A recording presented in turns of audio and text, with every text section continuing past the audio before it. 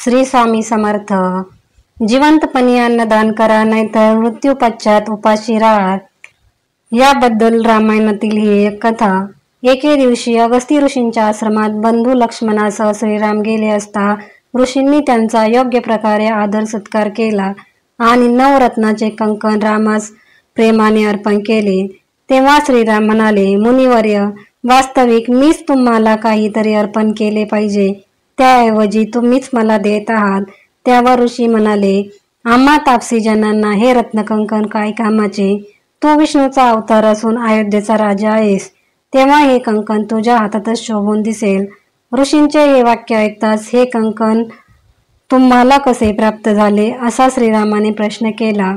तेव्हा ते म्हणाले, हे श्रीरामा, या माझ्या आश्रमापासून काही अंतरावर एक सरोवर आहे.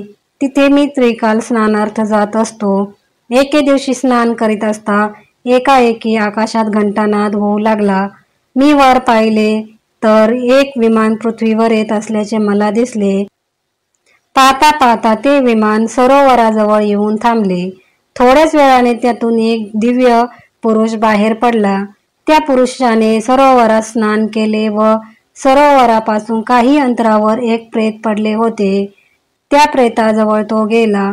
त्याने थोडा वेळ प्रेताकडे पाहिले आणि ते पायापासून मस्तकापर्यंत खाऊन टाकले. मग तो विमानात बसून निघून गेला. तो प्रकार पाहून मी आश्चर्यचकित झालो. दुसऱ्या दिवशी पण तो दिव्य पुरुष तीच कृती करत असताना मी पाहिली.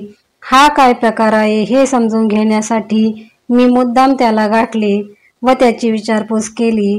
तर तो दिव्य पुरुष म्हणाला, मी स्वर्गभुवनात राहतो, पण तिथे खाण्यासाठी मला काहीही मिळत नाही, म्हणून मृत्यूलोकी येऊन क्षुधाशांतीसाठी मी प्रेत भक्षण करतो. हे ऐकून मला नवल वाटले. मी विचारले, स्वर्गामध्ये राहणाऱ्या लोकांना तर अमृत पान करायला मिळते असे ऐकले आहे. अमृत सेवन केले की कित्येक दिवस भूक लागत नाही.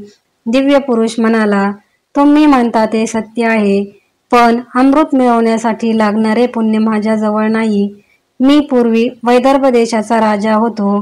प्रजेचा पुत्रवत सांभाळ करत होतो. कोणाशी कधीच वाईट वागलो नाही. मात्र माझ्या हातून जिवंतपणी दीनदुबळ्यांना किंवा अतिथीला गरजवंतांना अन्नदान झाले नाही. माझे जीवन मी असेच व्यतीत केले.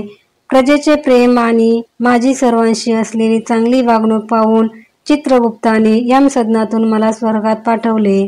तिथे मला दिव्य शरीर प्राप्त झाले. मात्र जेव्हा भूक लागली तेव्हा खाण्यासाठी काहीही मिळाले नाही.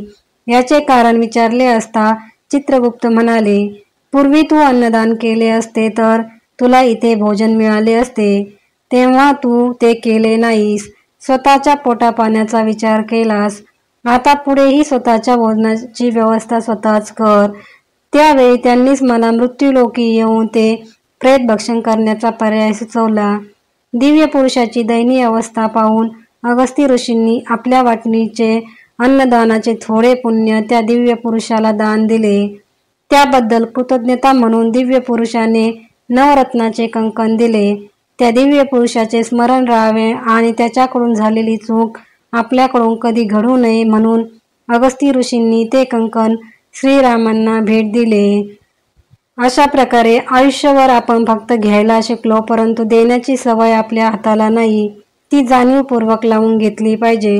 दानाची सवय नुसती लावून उपयोगाची नाही, तर ते सत्पात्री दान झाले पाहिजे, तरच त्याचा उपयोग असतो. श्री स्वामी समर्थ.